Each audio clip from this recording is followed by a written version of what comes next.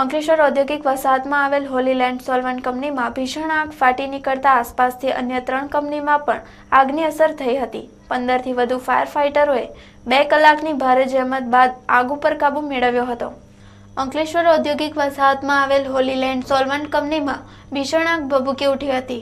કંપનીના solvent distillation પ્લાન્ટમાં લાગેલ આગે જોતજોતામાં વિકરાળ સ્વરૂપ ધારણ કરતા અફરાતફરીનો માહોલ સર્જાયો હતો। હોલીલેન્ડ કંપનીમાં લાગેલ આગ પ્રસરતા નજીકમાં આવેલ પનામા પેટ્રોટેક, નિકલેન ઇન્ડસ્ટ્રીઝ અને અનિતા સિન્થેટેક કંપનીમાં પણ આગની અસર થઈ હતી। આગની ગંભીરતા જોતા અંકલેશ્વર, પાનોલી, ઝઘડિયા, અંકલેશ્વર, ભરૂચ નગરપાલિકા અને કોસંબાથી પણ ફાયર ફાઇટરો બોલાવી લેવામાં આવ્યા હતા। ફાયર ફાઇટરોની 15થી વધુ ટીમોએ લગભગ 2.5 થી 3 કલાકની જહેમત બાદ આગ પર કાબૂ મેળવ્યો હતો।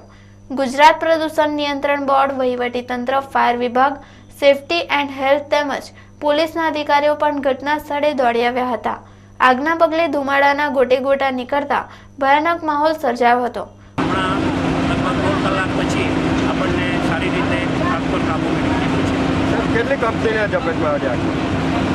આમાં આજુબાજુમાં 5-6 પંપા જે આવ્યા છે આપણી પાસે, એ આવ્યા છે જીએનએફસીમાંથી આવેલા છે, બિરલા કડજમાંથી છે, ઓએનજીસીમાંથી છે, ઝઘડિયામાંથી, વર્ધમાનમાંથી છે, લાઇન્સેક્સમાંથી છે, યુપીએલમાંથી છે અને બાયરમાંથી આપણને કન્ટિન્યુઅસ વોટર સપ્લાય પણ મળતો રહ્યો અને એના લીધે આપણે સારી રીતે કામ કરી શકીએ છીએ। આ આગને લીધે કેટલી કંપનીઓને બીજી અસર થઈ છે?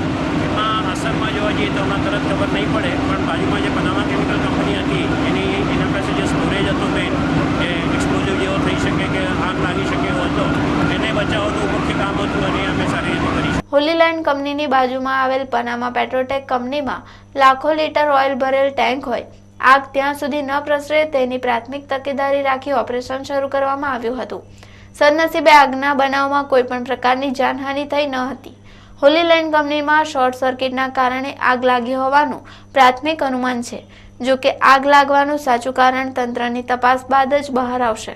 ફાયર, જીપીસીબી અને પોલીસ અને અન્ય વહીવટી તંત્ર સ્થળ પર પહોંચી ગયા અને એસોસિએશન અને સમગ્ર એસ્ટેટના બધાની મદદથી હાલમાં અત્યારે ફાયર ફાઇટિંગનું કામ ચાલુ છે અને લગભગ પૂર્ણ થવાને આરે છે અને તમામ જે આજુબાજુની ઇન્ડસ્ટ્રી અને ઝઘડિયા, પાનોલી, ખરચ, ઓએનજીસી, નગરપાલિકા તમામે જે ફાયર ટેન્ડર મોકલી અહીંયા જે આગ બુઝાવવાની કામગીરીમાં મદદ કરી છે તે બદલ જિલ્લા વહીવટી તંત્ર વતી તમામનો આભાર માનું છું।